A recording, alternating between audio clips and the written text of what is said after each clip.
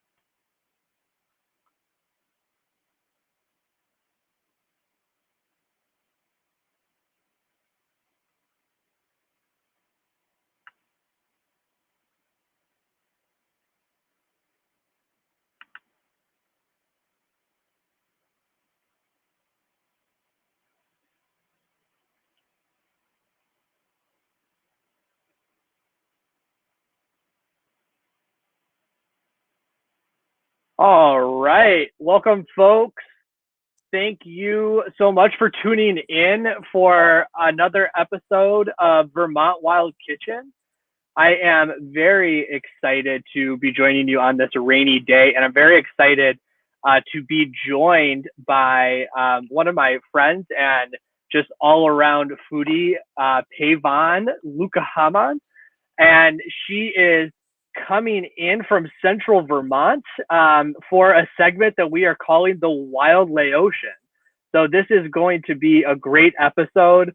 We are so excited to have her here. And as always, folks, why we are doing the Vermont Wild Kitchen is to really show and demonstrate not only how easy it is to cook with wild ingredients and farm fresh ingredients here in Vermont, but to show just the wide range for which you can source food locally that is not only delicious, but is nutritious and fun to find. So for this evening, we're going to be handing the reins over to Phayvanh, who is going to be cooking up a couple of meals featuring some wildly foraged mushrooms as well as some trout. And I'm very excited to welcome you, Phayvanh. Thanks for joining us. Thanks for having me. I'm super excited. And thanks for inviting me to the show. I've watched a couple of episodes, and it's really great to be in really great company. So I'm just winging it today, which is pretty much how I do all of my dinners. And so we're going to do a mushroom salad. And we are going to also do a fish soup. And if I can get to do more, that'd be great. I'm not keeping track of time, Shane. If you want to just do time check-ins with me, that'd be cool. Definitely will. Do you think you might be able to tip your phone down a little bit more so we can see your work area past your name? Let's see. This is the best part about the Vermont Wild Kitchen is that it's always an adjustment. And like you said, I think all of us just jump into the kitchen at times and really have no clue what they're doing for dinner that evening and then kind of whip it all together at the last minute. So this is going to be really good and fun and delicious. Good and fun and delicious. Yes. I don't know how to do this quite yet. Maybe we will come up with a plan as we'll keep going. Okay. Yeah, so it'll be great. So my setup right now is, I'm going to need that fish from the fridge too at some point. I have some helpers here because I haven't figured it all out. Let's see. We've got some of these chanterelles that are from the wood. Let's see. I don't even know how to do my own camera. We've got some chanterelles. And then, did you say that these were like hedgehog? Yeah, they're hedgehog mushrooms as well. Okay, I've never had these, but I'm pretty excited to try it out. And as you showed me before, they've got the sort of teeth. Yep, on the the teeth gills. on the bottom, they are absolutely delicious and always a fun find when you're out Cool. tromping around the woods. Cool. I got this single burner stove here. So that's what I'm going to start cooking on. So basically, oh, thank you. Yeah, it's so nice to have the helpers in the kitchen that can bring you your pots, your pans, all the food that you need. Yes, it is absolutely great. So I'm going to turn this on and let's see. Do you mind posting that link to this soup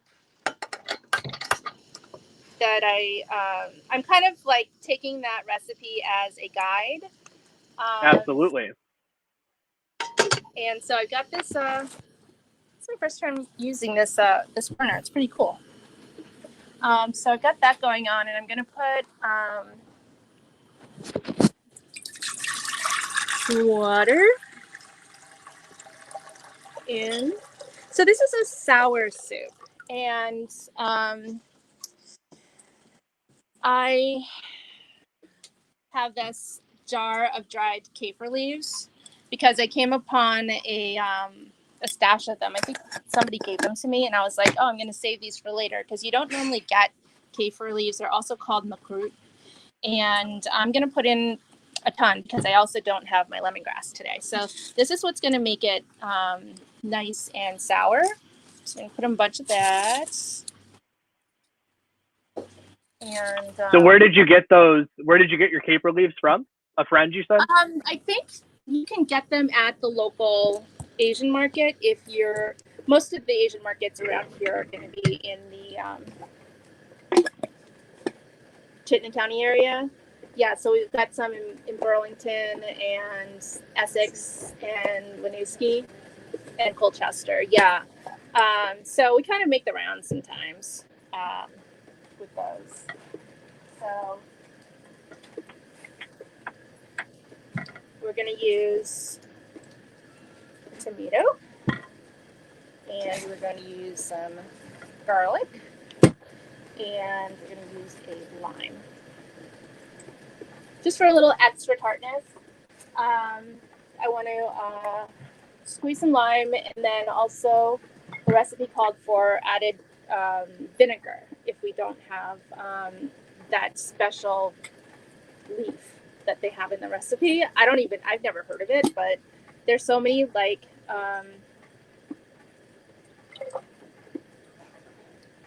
different leaves that have so many different flavors. So one of the things I do, because I live in Vermont and I'm not in the tropical places where I would normally get these ingredients, is I try to look for ingredients that kind of have the quality of what we're looking for. So we're looking for similar quality. And I mean, so you mentioned, being in Vermont, not around the tropical ingredients, but you're still cooking this Laos soup, right? So like what made you choose this one in particular? Is there a certain connection to it? Is it just something that you love? Or is it like relatively easy to find ingredients that work for it? All of those things. Also, because today is a rainy day, I had a different spot in mind for my outdoor kitchen today, but we have to be on the porch to protect us from the water. And rainy, chilly days kind of seem to call for soup, in my opinion. Also, I will eat soup like every single day, so forget that. And yeah, let me just check this flame. So this is a pretty simple recipe. It doesn't have many ingredients. You can find them pretty much anywhere. The only thing you have to look for maybe would be some fish sauce, but even the local co-op is carrying fish sauce now these days. So it's not hard to find. And you have oh, sorry, go ahead. No, I was just gonna say that fish soup isn't something that a lot of people normally make. I feel like if you're gonna make a soup, you're gonna make like a chowder, which is pretty heavy. But soup, we pretty much make anything into a soup. So I just wanted to show a different preparation for the local fish that you would catch. Yeah, and so it's going to be a broth base, right? And you just have some pretty basic ingredients in there. Are the mushrooms going in as well, or is this just mostly with the soup, with the fish? I'm sorry. No, this is just the fish. The mushrooms, I'm going to make a different dish. Nice. While the soup and you had mentioned your fish sauce and being able to pick that up generally all around. We were talking a little bit, and you had mentioned there's like the 4 essentials for Lao cuisine, and fish sauce was one of them. Do you want to talk? I mean, like, what are a couple of the other ones that you're using often in your kitchen? Yeah, that's a good question. So normally the flavors that we want to either contrast or meld together are going to be salty, sour, spicy, and bitter. And so the dishes will all have a different range of those things. And then herb's not really a flavor, but like herbaceous stuff is pretty good too to add to things. So so that's why we use a lot of lime and tart-like ingredients like the kaffir lime leaves. We use vinegar. We use lime juice, and so a tomato is going in here too because it's also a little tart. And we'll use lemongrass for that kind of thing. And then for the bitter flavors, you can use like greens. I have some to show you here that I picked from my garden. But, there are a lot of leaves that people don't realize that they can eat, like young blueberry leaves or rose leaves, raspberry leaves, for that kind of bitter taste. And if you like bitter, there's an extreme in Laotian food that I don't even like to go very far into bitter, but even things like the galangal root, which is similar to ginger, but it has a bitter earthy note, whereas ginger is a little spicier. So and then salty, obviously we have fish sauce. We have many different levels of fish sauce. We also have, I'm putting some garlic in here, some soy sauces, crab paste, shrimp pastes, and salt. We'll preserve a lot too. So fermentation is a thing that we do, and there's some lacto fermentation, but there's also a lot of salt fermentation. And then spicy, obviously, like as hot as you can get it, but garlic and ginger and a bunch of other spices too. So does that round it out? I would have to say so. It sounds like everything delicious dropped into a pot, stirred around, and made it to a delicious meal. We had a question come in. Is there any vegetarian substitutions that you might recommend for, say, fish sauce or something along those lines? I'm sure you've cooked for vegetarian friends before. Yeah, most of my vegetarian friends will make an exception for fish sauce because it's just a liquid. There are some vegetarian fish sauces on the market. I haven't tried any of them, but you could probably Google it. I think there's a couple of different brands. You could also use soy sauce or tamari. It has a different flavor, so it doesn't have that fishiness to it. But if you wanted to add some fishiness, like if you wanted to make this soup without fish sauce, you could probably use some seaweed to help get that fishy flavor to it. Yeah, some of that brininess that goes in with it too. Yeah. Yeah, and then just regular old salt. And do you use any type of fish with this, or is there anything specific that you're looking for? Like, is the trout particularly made for it, or are you looking for whitefish, anything like that? I think this recipe really calls for a whitefish, but honestly, I'm not picky. There's a lot of soups in the Laotian culture that call for catfish type fish, so like meaty type things. I grew up just cooking whatever fish we got. And so sometimes it was trout, sometimes it was pike, sometimes it was like pumpkin fish or bass. It just really depends. So, but something that's small like a pumpkin fish, we would probably just fry or bake. Yeah.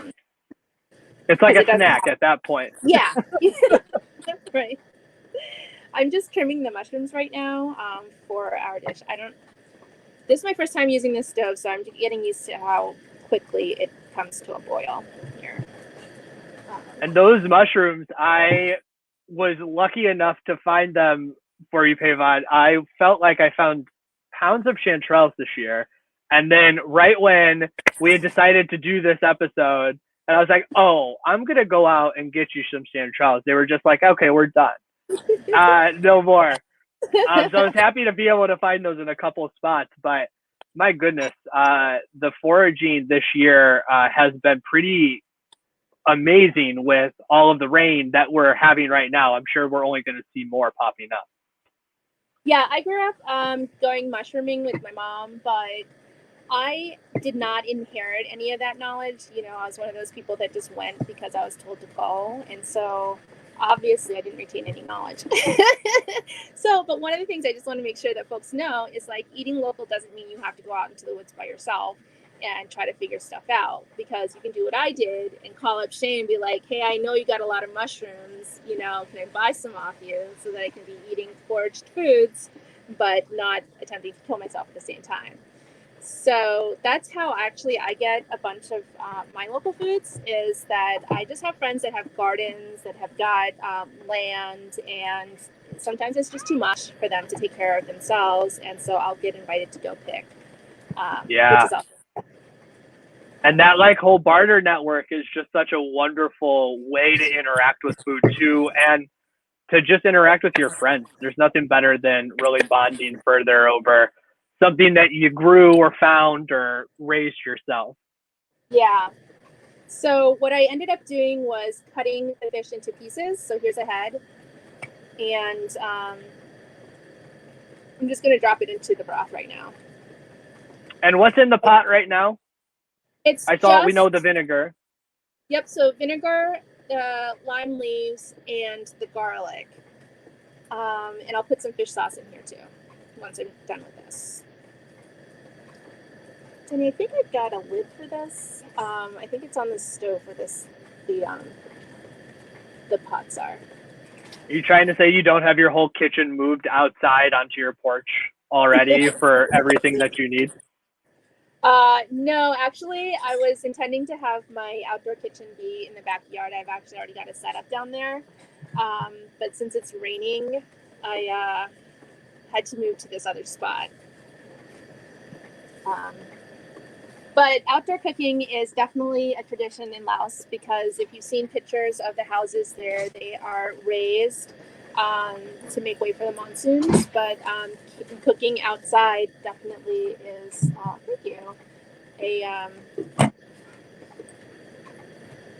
comes natural to us. And did you grow up with outdoor cooking here in Vermont? And, you know, I guess I'm curious to hear more about your story of coming to Vermont too. I remember attending a pint night, hearing some of your story about foraging. Oh, and there goes the fish sauce in. I like your eyeball technique too. It's I feel like it's the best way to do soup. I know, that's why I was like, I'm going to give you some professional recipes that other people wrote, because my recipes are just not going to, so if you remember how yours, like, how many mushrooms do you want? And I was like, a bread loaf pan worth? Doesn't fit into a bread loaf pan, which I'm not going to lie, threw me for a whirl. I was like, okay. Never used this unit of measurement before, but I guess. Yeah, so you were asking me about growing up in Vermont, or how I came to Vermont. Well, and how you came to Vermont, and, you know, how some of those traditions around outdoor cooking and the type of food foraging, you know, really came with your family as well as you found a home here too. Yeah, so I'm cutting up the tomato. So we came to Vermont as refugees, and we resettled in Brattleboro. We were lucky to have some very friendly folks, and some folks who actually even knew the language to help us out. And so because of that, they were familiar with some aspects of our culture. So we were able to have some garden space. And I think my family just didn't grow up like knowing that, or going to the grocery store. There were like traditions of night markets and stuff like that. So I'm putting tomato chunks in here for a little sourness and a little texture in the broth. And so they were used to locally sourcing. So it seemed like that's how I grew up. We would go, for instance, as several families, buy a whole cow. And so we would go out to the farm. We would, know which cow was selected, and then we would sort of roughly butcher it there and then bring it home. But also at the same time, when you're processing a cow in the field, you want to just have a little taste. So we would make a fire, put a soup pan on, and then make some soup out of some of the innards, for example, and then have that right there while we're doing the business. So that's one way that we did that. And then another thing that I remember also is that we were friendly with a local farmer that had a lot of chickens left over at the end of the season. They were like old laying hens that weren't useful anymore. So they would truck over like crates of live chickens, like cages of live chickens, to our house, like a whole truck bed full. And we would buy it off them for like 25 cents a head or something like that. And we would process all those chickens in our kitchen. Oh my God. In your kitchen at that too. Oh my God. Yeah. So I've seen it happen, but I also this is why I didn't pick up a lot of these traditions, is because I was a really lazy kid, and I did not like, pruning, taking those feathers off. That was such a huge chore. And I was so bad at it anyway that they didn't make me do it much longer. Oh my God. Yeah. So, here we go. Something to stir with. And your family are they still in the Brattleboro area? My little brother came back, but most of my family that's in the United States are in St. Pete, Florida. At one point, we all just decided we wanted to be in a place that was warmer and more like what it was like back home, and that also had a wider community and that supported our culture. So there's temples down there. There's bigger Asian food markets. You could grow things like papayas and whatever else. So because when we came, my family was all kind of distributed. So this is kind of where we all came together, was there. So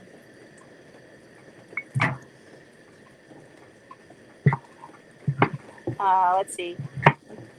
Cutting up these mushrooms in anticipation of the next dish we're gonna do. How long do you think the soup needs to simmer for usually if folks are throwing that on? I'm sorry, my fans are taking pictures of me. What? All right. Are you going to start signing autographs now? I'm glad we can use the Vermont Wild Kitchen to your Food Network startup.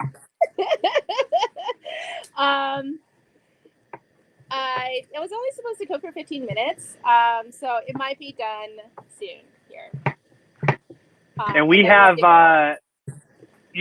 Phayvanh, you were talking about the full farm, the full cow breakdown and the whole process that went with it.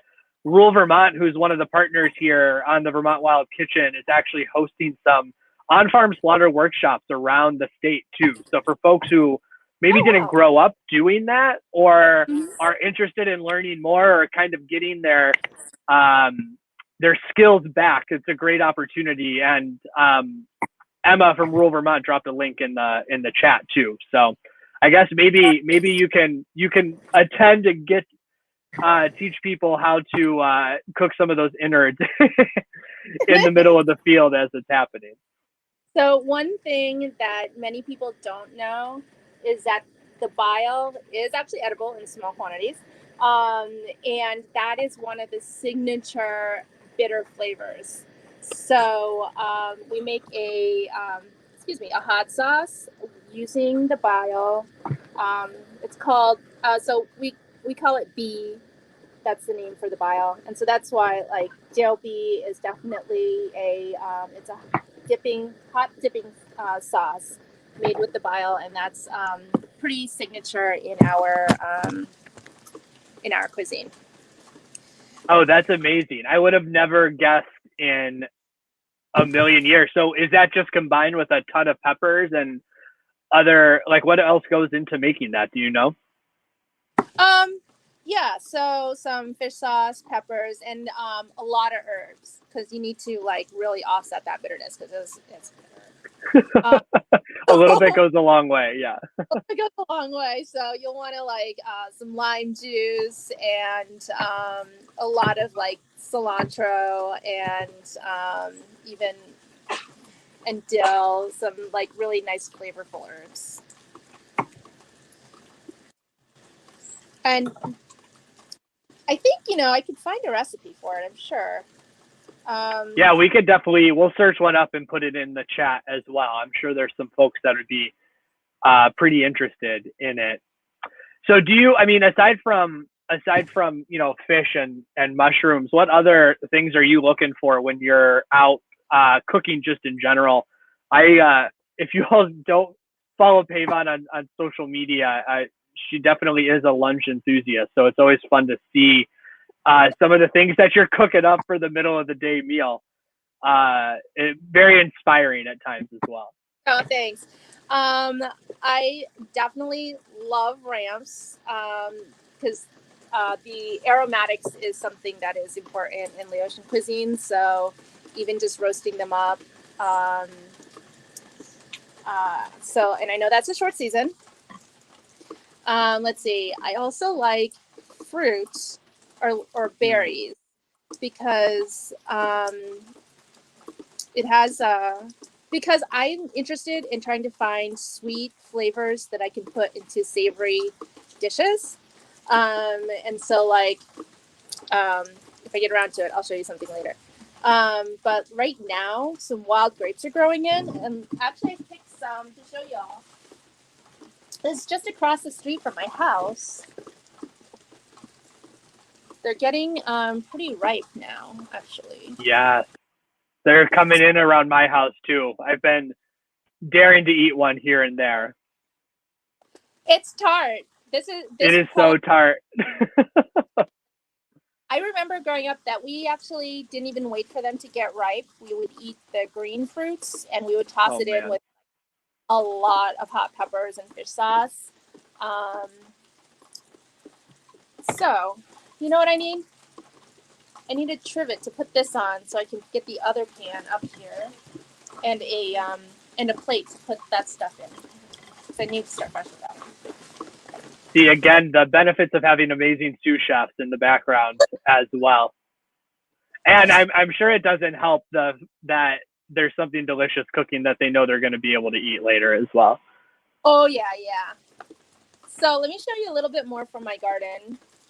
I've got shiso growing like crazy right now. And if you guys aren't familiar with shiso, it is, actually you're familiar with it if you've eaten sushi. It comes as like a decorative element in your sushi bowls. Totally edible. It definitely satisfies the aromatic and satisfies the bitter aspect. So I've got a lot of this growing in my garden right now. That's one of the things that I think was so fascinating, when we were talking about this episode, Phayvanh, is that I think Vermont has a reputation for like a certain type of food, right? Like the dairy cow is just dotting the hills with the red barn, and people think of, that kind of like rustic American food. But the fact is, you were saying like so many of these ingredients that are used in tropical cooking can grow right here. You can find them, and really that there are people just cooking a whole range of things throughout the state, even if it doesn't look like that always. And I think it's just like really important to note that, especially in the foraging community, it's not just folks going out there and just finding mushrooms or hunting deer. It's people subsisting off of this and just really incorporating it into their diets, because that's what works and that's what tastes delicious and that's what's also pretty economical at the same time. Yeah, so I definitely love eating wild foods, but I can't make wild foods my main cuisine. Like, Right. I still and pizza and all that other stuff. So the challenge for me is to incorporate all these wild foods into the foods that I like to eat. Yeah. Okay, hang on just a sec. So I just dry toasted a bunch of things here. This is going to go into the mushroom dish, and then maybe some of another fish dish. So these are really long, like Thai chili peppers or serrano peppers or something. I forget what I grew, but these were from my garden. And I blackened some shallots as well. Some of you may grow these. I tried growing them once and didn't really work out. And then these are like really large garlic cloves. So these are all blackened, and you could do it a number of different ways. You could put them on a skewer and grill them over like a gas grill. I did them inside my house on a dry cast iron pan. So let's see here. I'm going to take that same cast iron pan, and I'm going to... Oh, we're on time. Okay, not bad. I'm going to cook these mushrooms in the cast iron.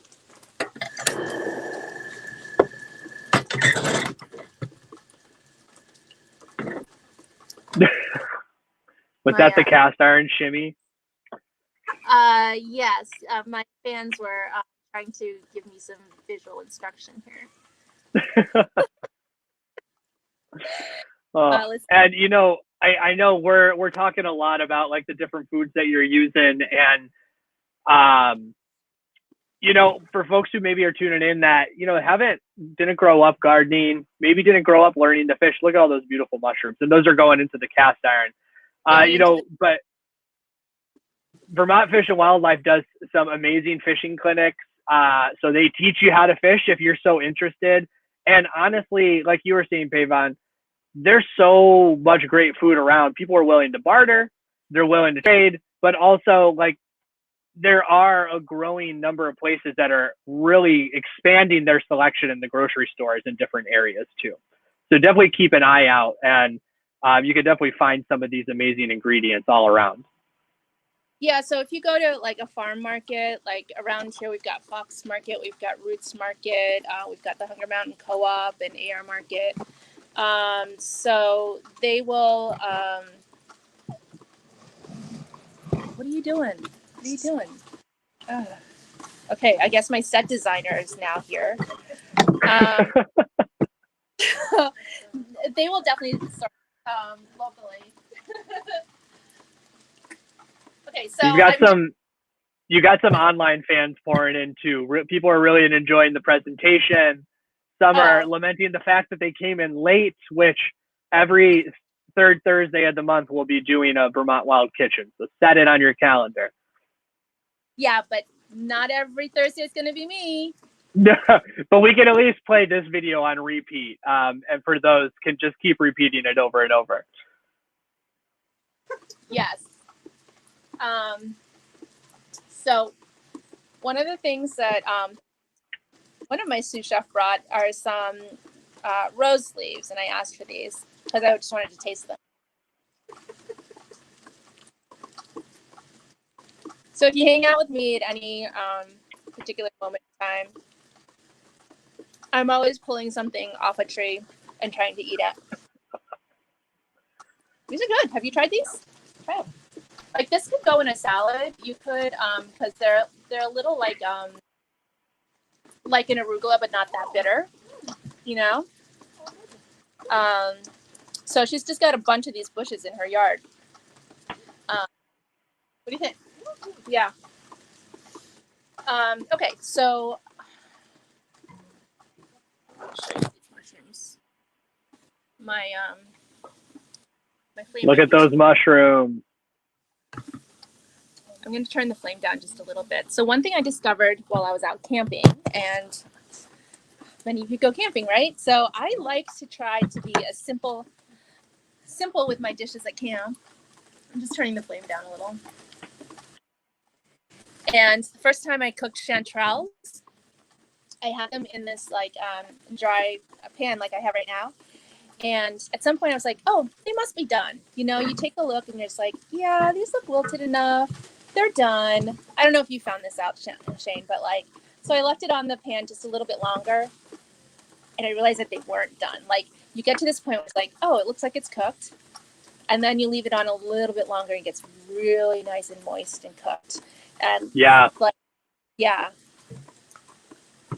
So it's like they just start like crying all their water out. They're like, oh, finally, we've gotten to this great point. Yeah, it's really fun to watch that happen. Okay, so I am going to mash up some of these roasted, grilled, blackened things. I like set off the fire alarm in my house. I actually set off the fire alarm in my house a lot because I do this a lot. So fair warning to folks who are looking to blacken their peppers. Oh, look at that, mortar and pestle. So this is a mortar and pestle. It's quite large. And so this is what we would make. So you've probably had like papaya salad at restaurants, at a Thai restaurant or something like that. This is the implement with which we normally would make something like that. Bang. And you could probably Google any, there's a lot of recipes out there for a spicy papaya salad. So the way we adapted here in Vermont, because papayas don't grow here, is that we use shredded carrots. We also use green beans. I've also had it made with rutabaga. I've had it made with cabbage. And cucumber is also a good alternative. So if you're looking oh, I want to make that at home, but like I can't find an unripe papaya, you can also use mango. Like an almost ripe mango would be really good too. So try subbing in ingredients that could withstand like a pounding. That all sounds delicious, and I would have never even thought of using rutabaga. Yeah, we didn't do it often. I think my mom was experimenting one day. I think that's probably well. But so, you know, it could work in a pinch at least. That's the good thing. Yeah. So you could also use like plantain as well. Done that. So I'm cutting these up to mash them. So here we've got are you gonna the aromatics and the spicy. So I'm sorry, what were you gonna say? I was just gonna add. Are you gonna ask? I was gonna ask, are you gonna add anything else into that as well? So I think you were getting to it. We're right in the same wavelength.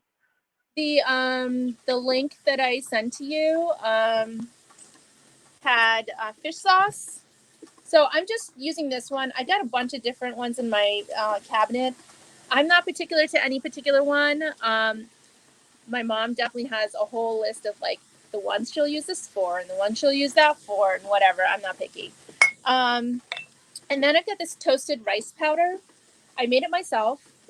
And so basically, it takes sticky rice, which is a glutinous rice, and raw. You'll do the exact same thing I did with these vegetables is like dry toast them in a cast iron pan until they get really nice and toasty. And the darker you make your rice kernels, the darker your powder is going to be, if that's important to you. Like it gives it, like the darker it is, the nuttier the flavor ends up being. And then you pound it or put it in a coffee grinder once it's cool and make a powder out of it. So this is a really, this is a pantry staple. So what else would you use that for? Is it used kind of like as a seasoner, or is it a thickener, or does it accomplish many things? It accomplishes a lot. One of the it's used in a lot of salads, just like this mushroom salad we're going to do. And it's also used in hot sauces. So the term for hot sauce is jiao. So there's a lot of different jiao out there. And this one thickens and it adds a sort of deep nuttiness to it. So if you're going to like put some, you want to put some chilies in with your fish sauce and put some lime juice and some sugar. You can add the toasted rice powder to thicken it. And that way, like when you dip a green crab apple into it, like I do, it'll have some body. And yeah. Yeah.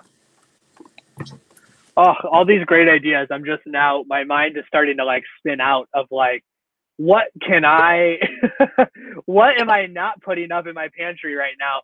And I will say too, like this year I dried out my ramp leaves and made them into a powder because I had seen you do it, I think last year. And I was like, oh, that's a great idea.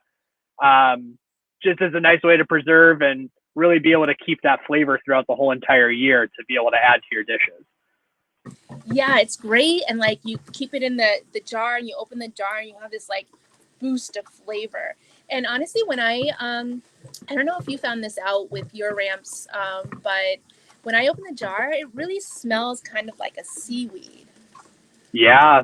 And it's like, it's musky still. It like has like it like hangs, I think it's the best way to describe it when it comes out.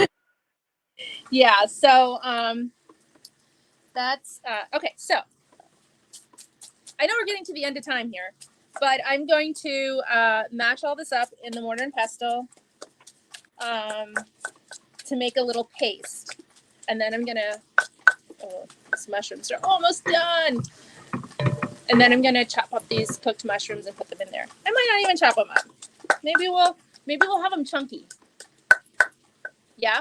Hey, yes. Chunky? Okay. The live polling feature not working right now, but that sounds delicious. So are you going to mash them up in there as well, or are you just going to toss them?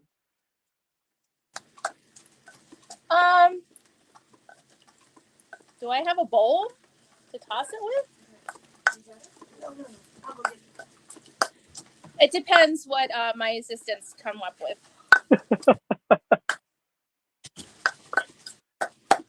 We have a thumbs up for chunky mushrooms from Dee Dee as well in the chat. So let me just show you how we're at right now. And I know that this was the bottom of the barrel for you. Can you see these? Yes, they look amazing. Yeah, they were a little dry when I put them in there, as opposed to like if you were going to pick today, they would be a lot moister. But, ooh, thank you. Thank you.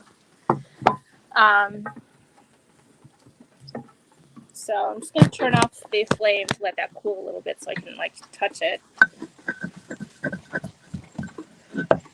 So this is... And that's the nice thing about chanterelles too, for folks who maybe aren't familiar with them, is they really do hold up really well. So like they may be a little dry, but they rehydrate well. So if you're not looking to cook them dry like Phayvanh is, you can add a little butter or oil and they'll just soak that right up and plump up too. And they also just do, oh, I'm sorry, what were you saying? I said I hear they freeze well. Did you find that? And freeze well, yep. So they're just one of those good things to be able to either put up or really hold on to for a couple weeks in your fridge. And I've been eating them, I think, nonstop for about a month, which I am not complaining about whatsoever. Cool. So yeah, okay. Since we're low on time, let's just do the chunky version here. Just gonna put all of these into my bowl. Got a thing here.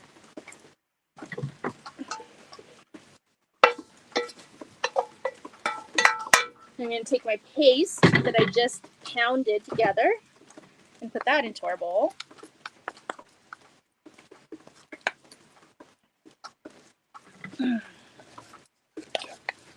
Yum.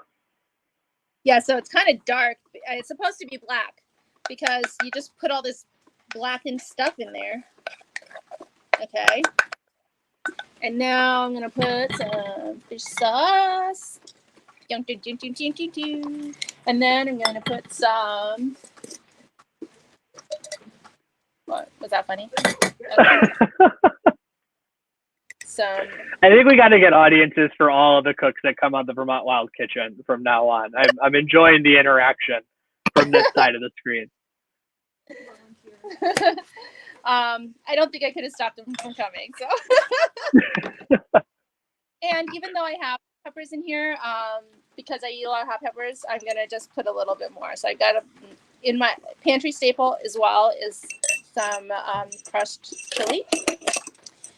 And then since this recipe called for some MSG, I'm going to put a little bit in. And there are fans of MSG and there are people who are just very wary of it. So there's a lot of different varieties out there. I just happen to have this one. And you can get these at the Asian market. It's also sold under monosodium glutamate. And so this is, it'll just bring out the flavor of everything together. Yeah. Okay, one more thing. I gotta chop up some herbs, man. What herbs do you have in the bag? So this is cilantro, another pantry staple. And then I'm going to cut up some of that shiso and put that in here too.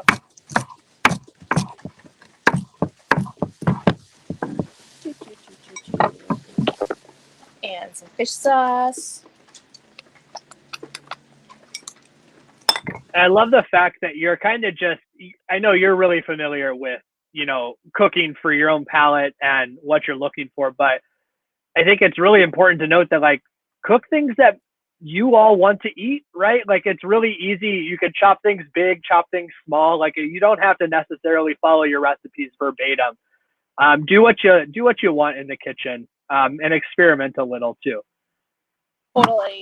That's the only way you get out of a rut, honestly. So I'm putting some lime juice in here. And then since I don't have anything else, I'm going to use my hands to toss it. That's all right.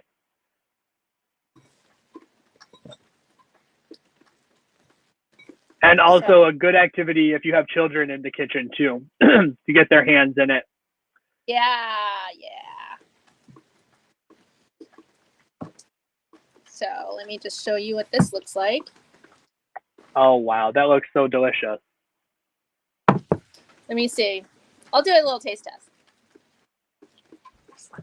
You want to do a little taste test? You want to tell them what it tastes like or how yummy it is? Over here. It sounds like your Yelp reviews are going through the roof right now, Phayvanh. So another thing for an essential for the Laotian kitchen is sticky rice. So we've got, I pre-made some sticky rice here. So that's cooked rice. We're going to use that. That's pretty standard at the table. And we're also going to use some of these shiso, I also grew chrysanthemum this year. Really nice. So basically you want to have some accompaniment, some herbal, oh, hey, there's some steamed vegetables on this counter over there. I steamed up some cabbage, some radish, and then I have these green beans from my garden. So we're gonna just munch on these kind of like on the side along with the other dishes. Yeah, something nice and fresh to have along with it. Can't ever beat that. So the last little thing we're gonna do with this. Oh, nice. Oh, let me just show this to you. Wow. So that's our steamed veggies. I've got cabbage and radishes and fennel. So the last little thing we're gonna do with this soup, I guess I should probably taste it. I'm one of those folks that I'm just like, oh, I'll just make it. It'll probably taste good. So let me see.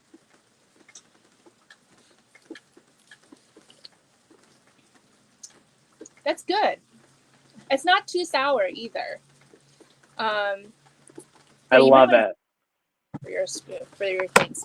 But what I'm going to do is just cut up a few more herbs. So the recipe that I had called for some cilantro and some basil. So we're just going to cut that up and put it in here and some scallions. Nice. Those are pretty traditional herbs. And then we're going to eat. You got to definitely make sure we can get a shot of the pot too. We want to see it after you throw in your herbs. Okay, cool. Here goes the cilantro. I think it's been really nice to see kind of how easy it is to make something like this as well. You know, like you were saying, we don't traditionally think of fish soup as brothy necessarily. And I don't know how many times we've had either fried fish on this show or smoked fish in some way. So I really appreciate kind of getting some new ideas on for my own eating. And I'm hoping that people that are tuning in do as well, because there's just so many different ways to go about this. Yeah. I definitely grew up eating wild foods, definitely grew up eating a lot of fish, but always ate them like traditionally. And traditionally, I mean in the Laotian way. So that's kind of why I wanted to share all this with you, so that we don't always have to just cook our fish over the open fire and just squeeze some lemon on it, you know? There's a lot of Exactly that are pretty simple to do. So there goes my scallions. And stir this up. Ah, so good. Okay. This is, let me know if you can see here. Oh, that looks delicious. Tomatoes. We've got these chunky fish. I didn't debone them because that's kind of part of the fun. Ooh, wait a second. Is this a head? It's a head. Oh, this looks awesome, Phayvanh. Hey, y'all are in my life. No, kidding. Okay. And I will have to say, so why don't we can make a shameless plug for you too, that you are, well, actually, do you mind explaining it? I'm going to drop your Ko-Fi link in here as well. Okay. It says that there's future recipes coming, and I know you've been doing some cake baking as well for friends. So by all means, plug yourself away here. Thank you. It's ko-fi.com/Phayvanh. And that is a platform kind of like Patreon, kind of like a bunch of other crowdfunding places for artists and for people who want to support their work. So this summer, I stepped away from my full-time job to just take stock of things and try to figure things out for myself. So that's why I started that. And from that, yeah, I've been making a lot of cakes. People have been requesting coconut lavender cake, carrot cake, the cardamom jasmine cake, the flower fetty cake. So I've made a lot. And that's been helping me to, bring in the money and also just do something that is really special for my friends. And so I've really appreciated that. Ko-fi just launched a memberships, a tiered memberships option. So I'll be starting that soon. And that will include some sneak peeks at recipes and some discounts on cake. So just give a follow to the ko-fi.com/Phayvanh page and to learn more. Yeah, thank you. And also, you know, Phayvanh, she works at Peace and Justice Center. So if you're ever looking to volunteer, definitely reach out. And is also the director at Center for Arts and Learning in Montpelier, and you just opened a share room for recirculating art materials, which is very exciting. So definitely run into her there. Cool. Yeah, I look forward to meeting all of you online fans in person here in Central Vermont. Yeah, and so folks, I just want to say thanks for joining us for the Vermont Wild Kitchen, the Wild Laotian. Phayvanh, I cannot say thank you enough, because this meal not only looks delicious and I'm left here in my house without it, just craving it, but it's just really nice to be able to talk to you and hear your story. Yeah. So thank you so much for joining us. And folks, we are here every third Thursday of the month at 5 p.m. doing the Vermont Wild Kitchen. Next month, we have our semi-regular segment with Jesse Lawyer, who is the Missisquoi Abenaki chef. So he's going to be, I think, doing something with bear and apples for September. So please mark it on your calendar and tune on in. And of course, I want to wrap up just by thanking Vermont Fish and Wildlife in rural Vermont, who really make this happen. And there were a couple of links dropped in the chat, but rural Vermont has a raw milk and cookies party coming up, and Vermont Fish and Wildlife has a bunch of fishing clinics and all the other fun things for wild food. So please join us next time for the Vermont Wild Kitchen. And in the meantime, share your recipes with us, tag us on social media, and I look forward to talking with you all in a month. So thank you so much. Thank you. Bye.